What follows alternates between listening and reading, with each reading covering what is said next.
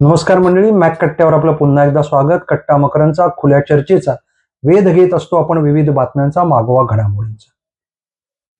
जंतर मंतर वरून थेट संसद. आपल्या लक्षात आलं असेल की गेले काही दिवस नीट पेपर परीक्षेचा मूळ मुद्दा घेऊन, म्हणजे मूळ मुद्दा फक्त तोंडी लावायला घेऊन जंतर मंतरवर आंदोलन सुरू होतं. काल दिनांक 20 जुलै म्हणजे सोमवारी या आंदोलनाचं स्वरूप बदललं. मुळातच आंदोलनाचा एक टप्पा म्हणून संसदेवर मोर्चा अशी घोषणा केली होती. या मोर्चाचं स्वरूप काल कसं झालंय आपण सगळ्यांनी बघितलेलं आहे. आंदोलक आणि सरकार दोघही आपापली बाजू मांडतायत. आंदोलक म्हणले आमच्यावर लाठीचार्ज झाला, आम्हाला पोलिसांनी मारलं. तर पोलिसांचे व्हिडिओज म्हणजे मारल्या गेलेल्या ज्यांना जखमा झाल्या तशा पोलिसांचे व्हिडिओज प्रसिद्ध झालेले आहेत. पोलिसांनी आपली भूमिका मांडलेली.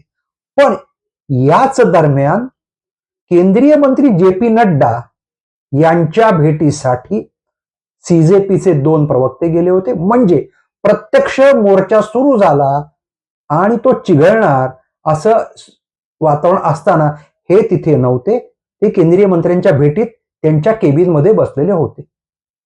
आणि दुसरं सीजेपीचे संस्थापक जे थेट विदेशातून आले, तिथेच स्थापना झाली, एक नॅरेटिव्ह सेट करून आले, ज्यांना एक व्यापक समर्थन येण्यापूर्वीच मिळालेलं होतं समाज माध्यमातून. आणि ते सगळे समर्थक कोण होते?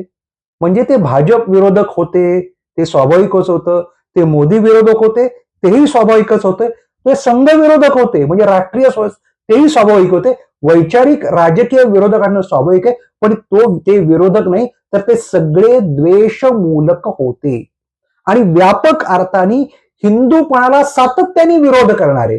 म्हणजे केवळ 2014ला सरकार आलंय म्हणून नाही, तर त्यापूर्वीही आणि त्याच्यानंतर आजही सातत्याने व्यापक हिंदूपणाला विरोध करणारे आणि त्याकरता पंथ भाषा जातीचा भेद पेरणारे असे सगळे समर्थक होते. पण सीजेपी संस्थापकही त्यावेळी त्या सगळ्या घटनेत मोर्चात प्रत्यक्ष नव्हतेच.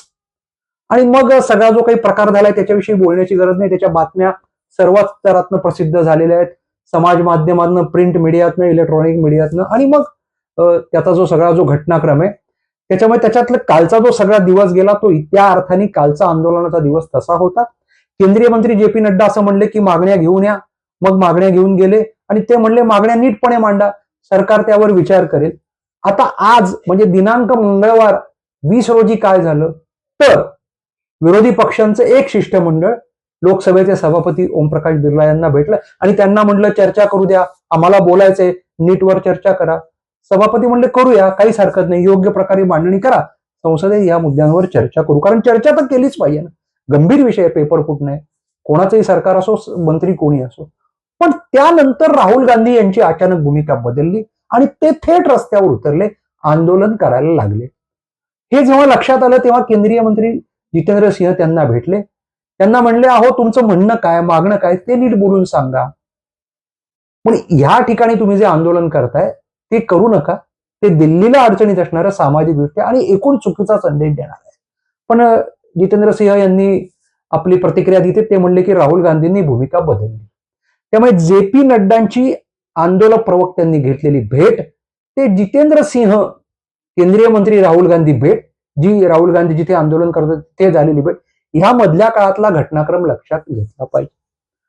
आणि तो घटनाक्रम असं सांगतोय की काही प्रमाणात तरी मान्य केलं पाहिजे. म्हणजे आता परत असं तुम्ही म्हणलात की लगेचच टीका सुरू होतात, कारण प्रसार माध्यमात, समाज माध्यमात एवढं ध्रुवीकरण झालेलं आहे.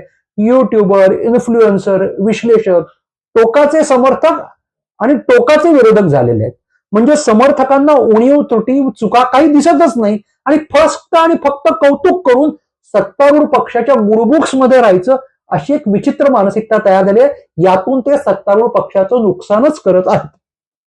आणि दुसरीकडे विरोधक मूळ मुद्दे सोडून, म्हणजे जे वस्तुनिष्ठ मुद्दे ते सोडून असत्य कथन आणि द्वेषमूलकांना टोकाचा विरोध इतका करायचा की मग त्यांच्या टोकाच्या विरोधामुळेच आजच्या विद्यमान केंद्र सरकारला सहानुभूती मिळत आहे.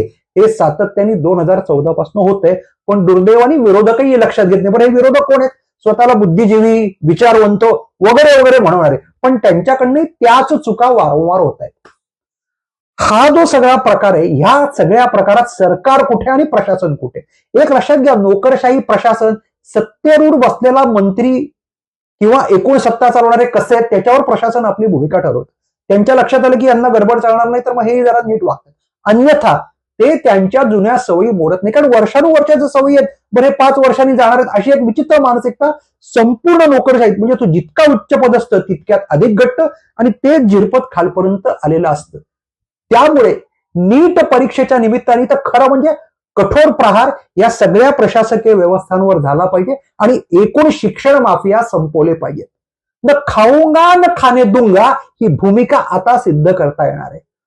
परंतु दुर्दैवाने एकूणच सगळ्याच चर्चा घडवणारे एका विचित्र मानसिकतेत असल्यामुळे वस्तुनिष्ठ मूलभूत मुद्द्याला धरून चर्चा होत नाही, चर्चा भरकवल्या जातात, अधिक भावनिक चर्चा केल्या जातात, त्या वैयक्तिक स्तरावर निंदा नालस्ती टिंगल टवाळीच्या स्तरावर होतात आणि मग पुढचा टप्प्या शिव्यांकडे जातो.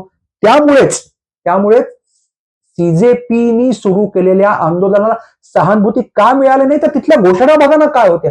म्हणजे पंतप्रधान मोदींना नष्ट करा, उद्ध्वस्त करा, ह्या घोषणा ही आंदोलकाची भाषा असू शकते? जे विद्यार्थी आहेत आणि हे म्हणतात आमचा संविधानावर कायद्यांवर विश्वास आहे आणि हे लोकशाही मार्गाचं आंदोलन, अशी भूमिका कोणाची असते? जे भारत विरोधी आहेत त्यांचीच आहे. बरी ह्या 20 तारखेला एवढी गर्दी कशी जमली आहे सरकारलाही कळलं नाही की गर्दी कुठनं येते. चर्चा अशी आहे पंजाब उत्तर प्रदेश मधनं गर्दी आली का, तर आता विरोधकांना 2027 ची तयार करायची. पण एक लक्षात घ्या, विरोधक चूक आहेत का बरोबर आहेत, ते असे आहेत का तसे आहेत, पण त्यांना जिंकायचंय, ते आश्वस्त आहेत आणि त्यामुळे प्रत्येक घटनेचं भांडवल करणं हे विरोधकांचं काम झालेलं आहे. अशा वेळी जे मास्टर स्ट्रोक मारणारे असतात त्यांची जबाबदारी अधिक असते आणि म्हणून जे पी नड्डा केंद्रीय मंत्री ते जितेंद्र सिंह या सगळ्या कालावधीतला भेटीतला घटनाक्रम फार महत्वाचा आहे.